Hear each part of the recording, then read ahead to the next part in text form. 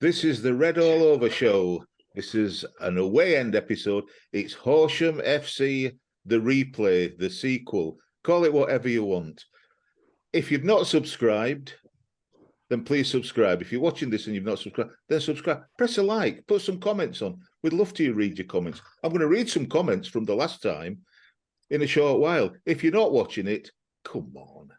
Come on. Those that are watching it, tell people that aren't watching it to pull the finger out, switch on flipping YouTube and watch the best show around. And I'm saying the best show around mainly because Dom and Mark are on it, not because of me and Smithy, for them too. Oh, no, and Andy, and there's two unreal Lardy Army lads here as well. Yeah, come and watch the Lardy Army. Lardy Army. The newest. Look, it's a tight fit. But it's on, Mark. It's a tight fit, and I would like to thank you. Better than the red. Oh. Right, I'm going to work out on Zoom. I can shut his volume off, Alan. Leave it with me. I can stop him. Thank you ever so much again for coming on. Let me start at 3-3. I'll tell you what, for the neutral, what a game. What a game and a half. You tell us, you first, Tom, because you were there. Mark was just listening to it. He didn't even know what happened. He was just listening to it. I don't think he even listened. He had a night off. Oh, I'm sure it. Yeah, I'm sure. Yeah, no, I'm sure he listened as well. Yeah. How did it feel, Mark?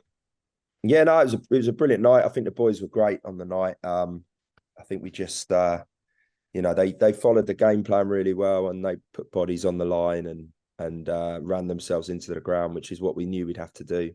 And yeah, it was good. Obviously Lou Carey and goal made some great saves as well. But I think we deserved something out of the game, and it was kind of the perfect scenario, really, given the what we talked about last time on the the Friday situation, the fact that people like Mark couldn't get there. This now gives us an opportunity to have our FA Cup first round in front of sort of the sort of support we'd expect. Although the 500 odd made a real noise, and they were brilliant on the day. We were well aware that there was people that would have 100% attended given the choice. So yeah, it was a funny situation, funny scenario, but to get a replay and now we can hopefully get as many of our supporters in the ground as possible is what it's all about. And Lewis Carey, you mentioned to us in his last show, wow, that he could get into a league side. That performance were unreal. I mean, that quadruple save. Yeah, it was good. Yeah, really your man at match for me. Yeah, I blame Jack Brivio for making a terrible pass, which caused him to make them 4 saves. But no, it was yeah, he had a great game. He's a really underrated goalkeeper because he's so good with his feet. He doesn't get the credit he deserves for his all-round goalkeeping ability. Obviously, he's not a youngster, but he's had a very good non-league career, So yeah, he was a big signing for us in the summer. We were really happy to get him in. And he's a great lad as well. So he deserved this sort of moment in the sun there. Funnily enough, I think that's the backstory. I think when he was at Bristol, I think he went up there and I think he nearly had a chance to play at Barnsley when he was at Bristol. I think he was on the bench that day, and so there's always these little backstories. But I think that was the closest he came to playing for Bristol when he was there. So. Yeah, can you get him on the bench for Tuesday night as well? Then I'm not kidding. It was like watching Pinball Wizard. It was absolutely superb. Yeah, so chuffed. Throughout this, and I'll not keep it too much, but throughout this, I've got a few comments that I want to tell you about. That through the two, the preview games, so the last one that the 4 of us did, plus our reaction. So somebody who watches us, as an example, they call him the second of 5. I presume there's 5 kids. I have absolutely no idea who he is. He said, right. Good luck. This is before the game. Good luck, Horsham. I hope you give it a good go. Fingers crossed for a draw. And that's a Barnsley fan. That's a Barnsley fan saying that. So really, I think although we were disheartened that, we twice went in the lead, went behind as well, but twice went in the lead and I'm back. I don't know. We've been having all sorts of problems. I don't know what's going on with it. I think we really I think generally, you know, based on the stuff that we talked about last time about the Friday nights, that a lot of Barnsley fans were quite pleased at the way it turned out. That we get a second bite, but you get the tie that you richly deserve, and richly deserved on the night as well. Absolutely. And funds from TV as well, isn't it? That's a big bonus for you lads, isn't it? Yeah, it's great. It is. Yeah, I think this is another example of what's great about football. Do you know what I mean? I think that, you know, our guys went up there, had a really good night. Lots of drinking in your pubs.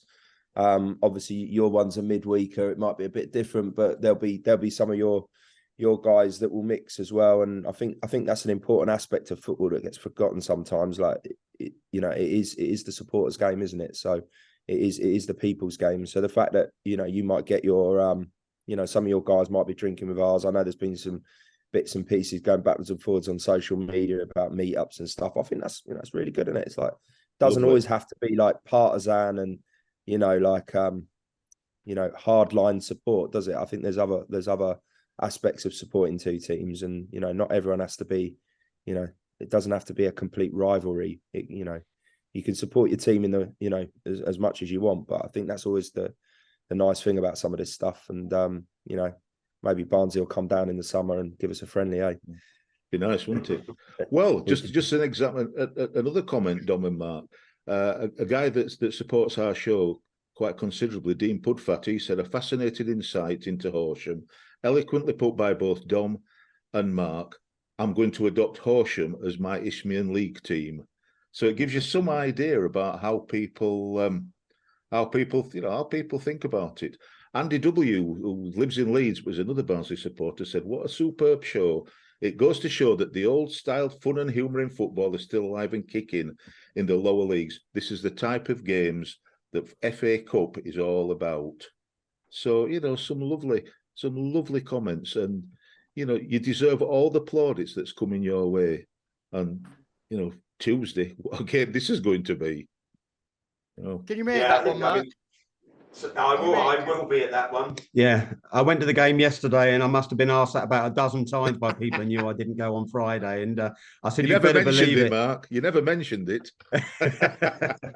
Well, I'm down for doing the match report as well on for the club's website on Tuesday. So there's extra pressure because at least now everyone's going to actually see on TV, or if they're not at the game, exactly what goes on. So the pressure's on me to actually get it right this time instead of making it up as I go along. So, but yeah, I'll be there. I'll definitely be there. There's no way I'm missing this one. It's just so, it's a different feel. I think we said on the preview show that, you know, we played Swansea back in 2007 in the second round. There's been a bit of a conversation gone on over the last couple of weeks of, is this bigger than the Swansea match? Now, we took Swansea to a replay. We drew at home, we took them to a replay up there and lost.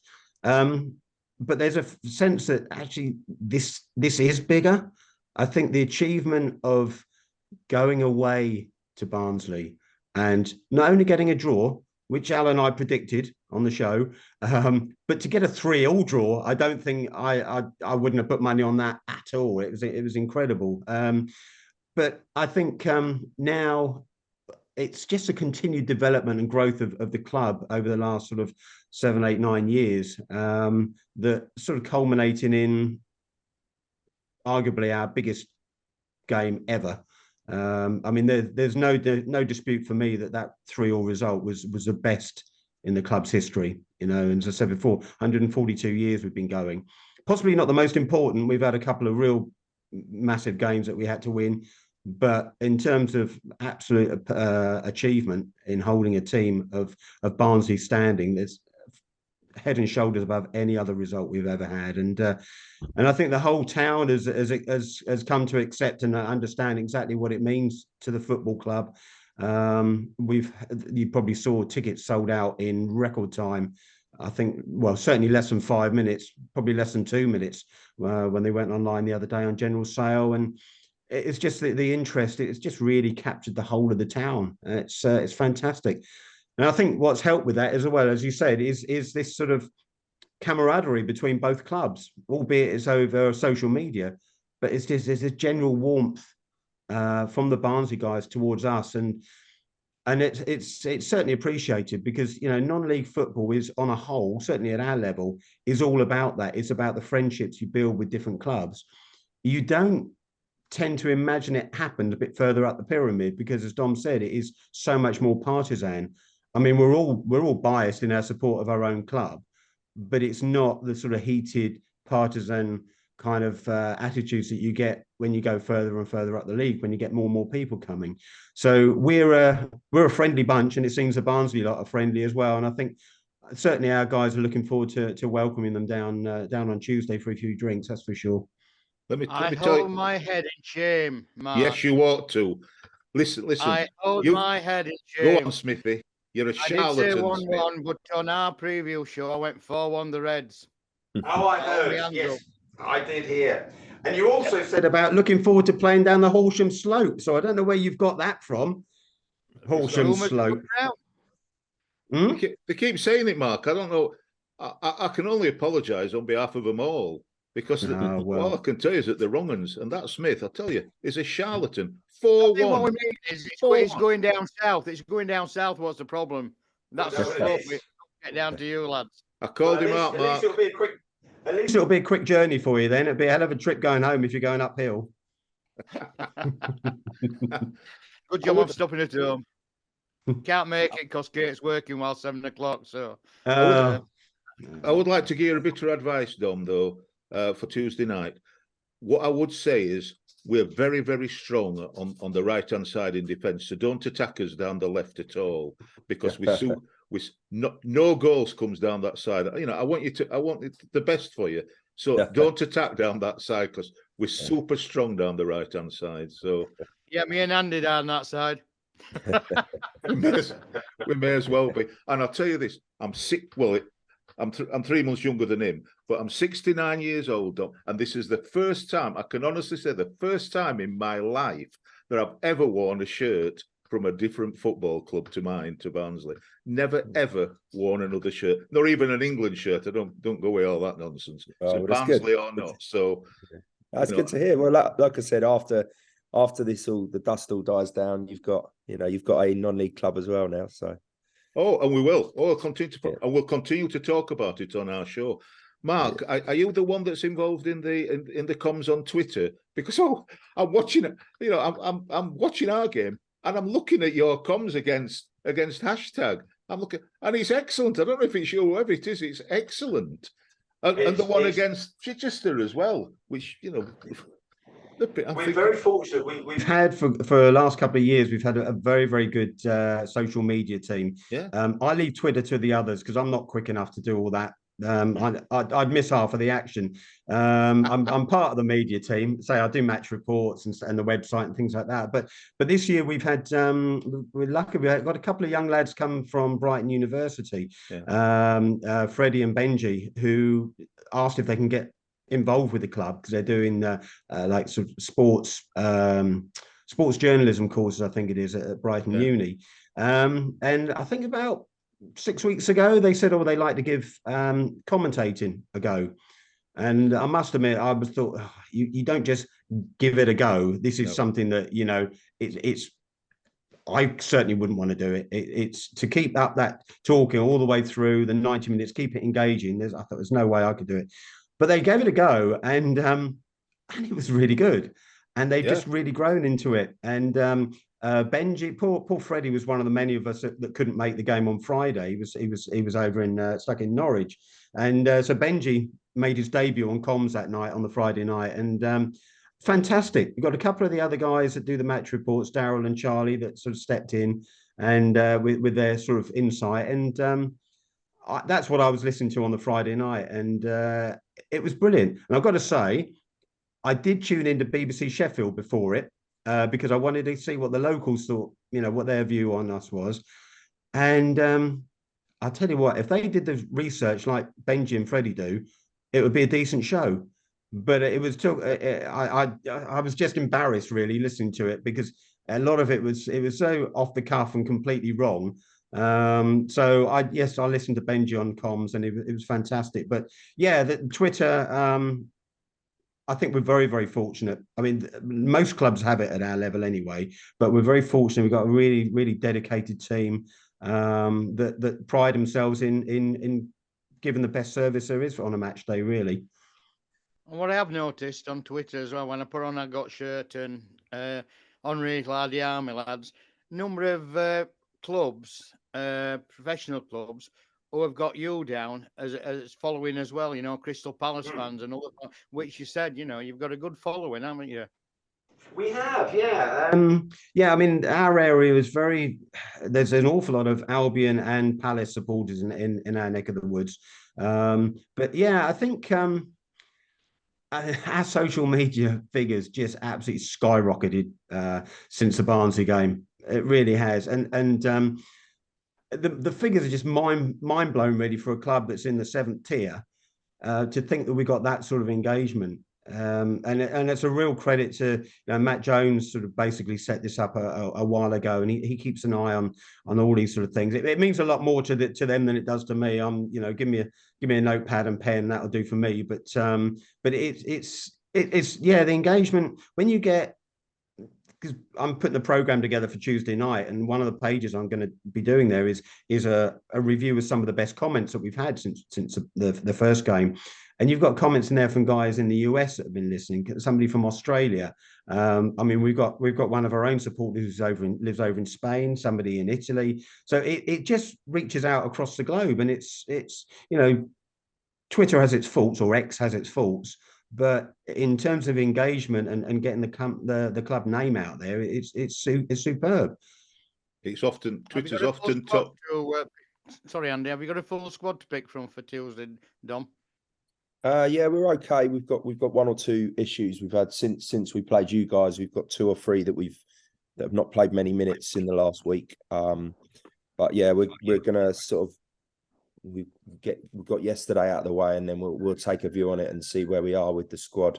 So yeah, I mean, you mentioned it briefly at the beginning. Yesterday was just probably a game too far for us. I think we've been really since the Dorking game, we've been sort of very intense in terms of trying to keep a lid on the FA Cup stuff. I just felt yesterday, as much as you can drive it, I think we just lost a little bit of sort of impetus, which is understandable. It's like, I don't like making excuses, but for these boys, it's probably the biggest game they're ever going to have. The fact you got the ITV coverage and everything. I don't think we played badly yesterday. We just didn't have a lot about us in the final third, and just a bit, letting a poor goal first half. So we'll survey the scene after.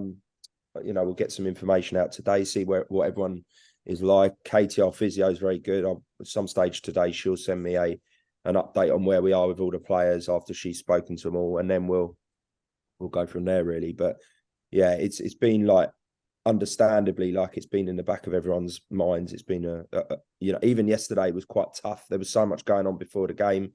We were really lucky. Obviously, we had Sky down, and they wanted to do some interviews with people, and I don't know, it can be a big distraction, but you can't turn it down. It's an amazing thing for everyone involved with the club. Yesterday, I've never known it so busy. Everyone's running around like lunatics. There's stuff going on all the time.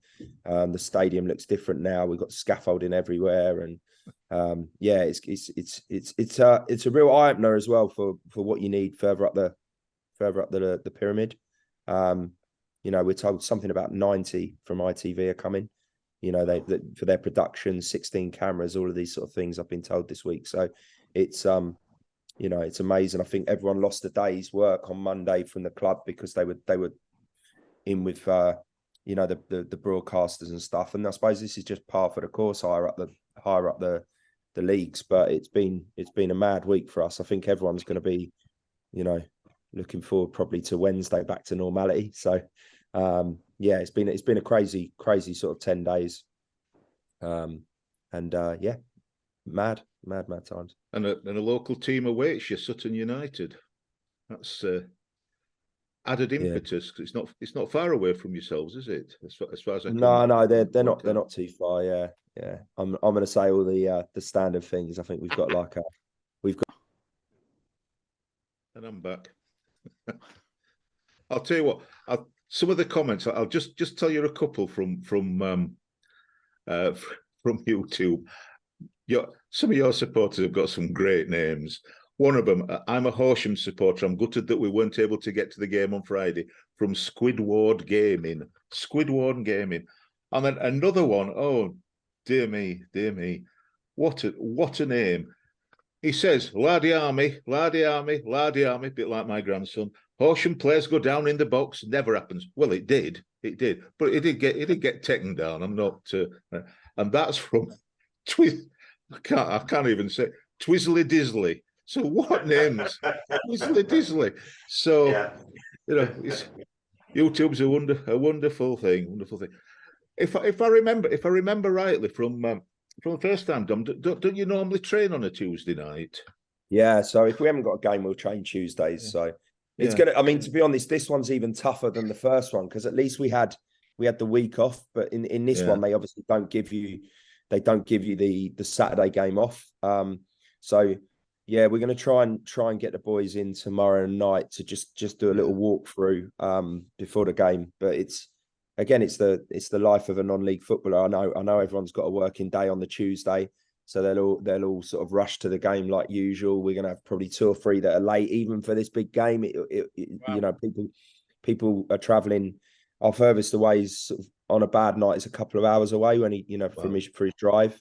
So it's going to be a normal midweek game for us. It's always a bit harder for us to prepare for a midweek game. But yeah, so we're going to try and do a little bit tomorrow just to try and do some walkthroughs. And John and Jim, who do the coaching down at Horsham, we're going to put on a little bit for them tomorrow. And then obviously see how we go on match day. Please don't watch our highlights against Derby and see where Derby's goals comes from. Please don't watch that. And please tell your players that it's not a match day on Tuesday. It's normal training, and for them to just sort of go through the motions and think of fitness. Don't let them try like they did last Friday, because they were absolutely incredible. And Dom Waste were 2 Lardy Army lads. Hi lads. It's a real.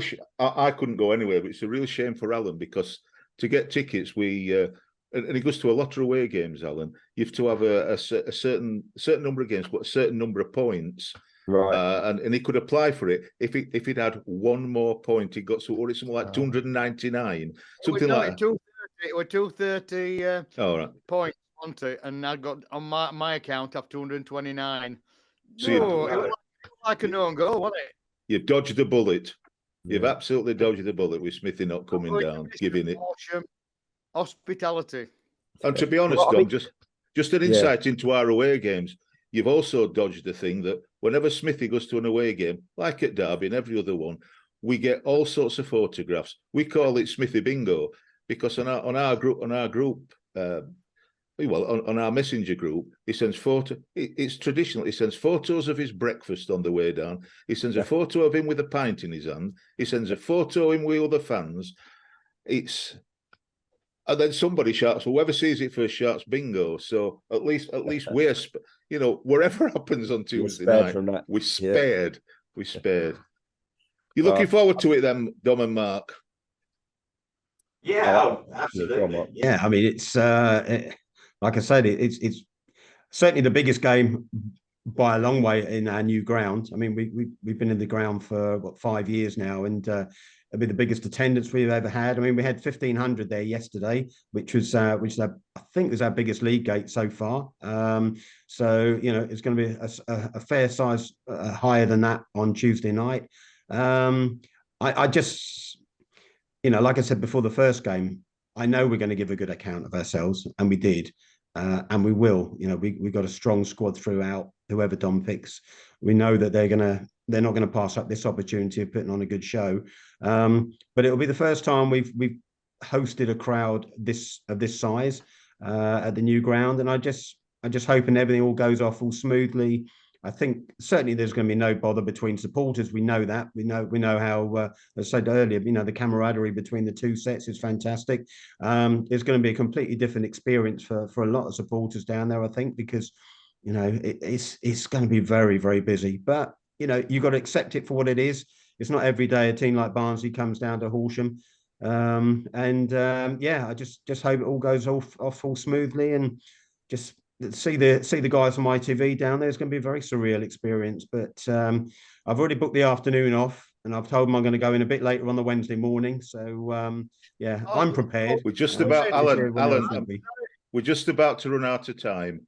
It's just about to go, so I don't want to lose it. Can I thank you both yet again for coming on the show? It's a pleasure. I'm not going to ask for predictions. I've predicted you're going to win 2-1. Alan's predicted a draw on our show. But who knows? Who knows what the charlatan's going to say later on? So No, I will say, Andy, before you go. It's going to go, Alan. It's going to cut out, Alan. Andy and I, we're still in FA Cup. All the very best, both on Tuesday night and in the future. Thank you ever so much for coming. Thanks ever so much. Cheers, guys. All the best. Thank you. Cheers, mate.